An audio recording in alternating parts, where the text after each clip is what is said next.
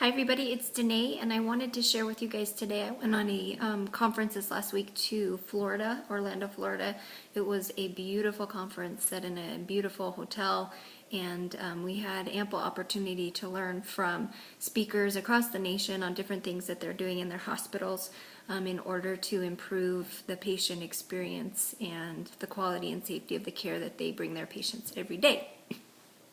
So I wanted to share with you guys one of the most enlightening sessions that I went to. This session was called Activating Physician Culture with Physician Coaching on Relationship-Centered Care.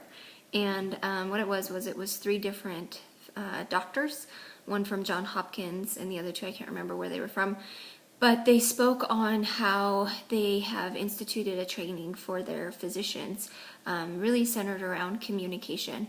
And I gained a lot of insight from the session, and I wanted to be able to share it. So one of the things that it talked about was how little training physicians get in communication.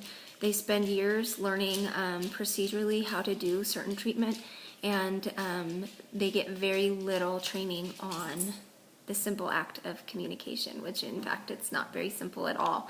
And it's taken for granted that because we speak English that we communicate well, and we absolutely can always improve our communication skills. And so they gave the example that in a lifetime, if you were to add up all of the different encounters and people that a physician touches in their practice, it's greater than 200,000, and yet they get no training whatsoever on communicating. And what they've shown is that if communication is done well, you're going to have increased quality care outcomes.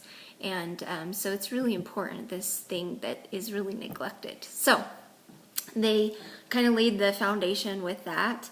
And then they really talked about it being about a relationship-based care and not a doctor-centered based care, but not a patient-centered based care necessarily either. But it's really a relationship-based care, and that in order to cultivate that relationship, one of the key foundations is this idea of communication. And one of the most important things in that relationship, especially at the beginning but throughout, is listening. And so they had us do a listening exercise, and I think I've done a listening exercise like this before, but it hit me a little bit different at this particular conference. So they had us pair up with someone who we didn't know, and we had to identify a problem at work that we were experiencing, and then one person had to talk about their story and the other person had to listen. And the rules were that the person who was listening had to listen without interrupting, without asking clarifying questions, and they had to let the story unfold. And they were to listen with the intention of listening for meaning and understanding, and not to respond. And I have to say that I've always thought that I did that really well, but being really cognizant and mindful of it in this showed that I really don't, and that in most of my interactions, I'm absolutely listening, or I'm hearing to respond, and that I'm not necessarily listening to hear the story that the person who I'm talking to is trying to convey.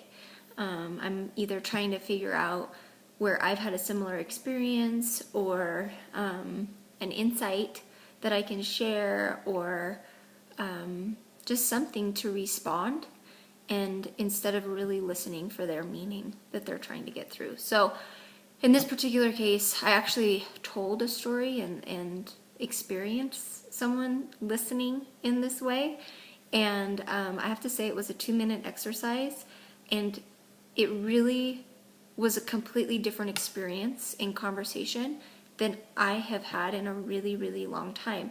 And one of the reasons why is because I knew she wasn't going to interrupt me. And so I almost didn't have this certain level of anxiety that I didn't realize that I necessarily have. But it's like you feel like you have to get everything in because you never know when the person who's listening to you might interrupt you. And I knew that wasn't going to happen. And so it gave me this ease to let my story unfold. And for her then, once I was done, to then repeat back what she thought she heard, and for me to be able to clarify it, was a completely different experience in conversation that I am used to. And so that's kind of what hit me, is how rare this type of deep listening actually occurs.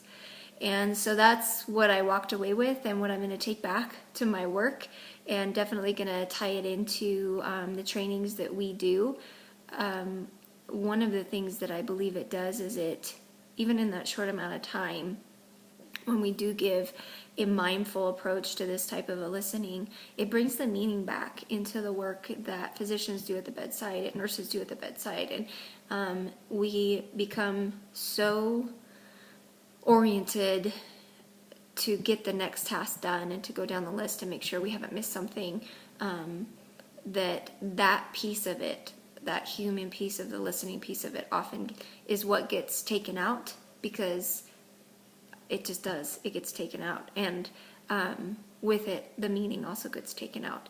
And when we feel ourselves becoming burned out, I think one of the first things you have to ask is, how many of those kind of conversations are you having with the people that you're helping every single day? So wanted to share that with you guys. It's a great activity, and I hope you use it, and I hope you think, maybe reflect a little bit differently the next time you're listening to someone tell a story. And for me, I know what I'm going to do is really let that story unfold instead of trying to take it in my own direction. So have a great day. Bye.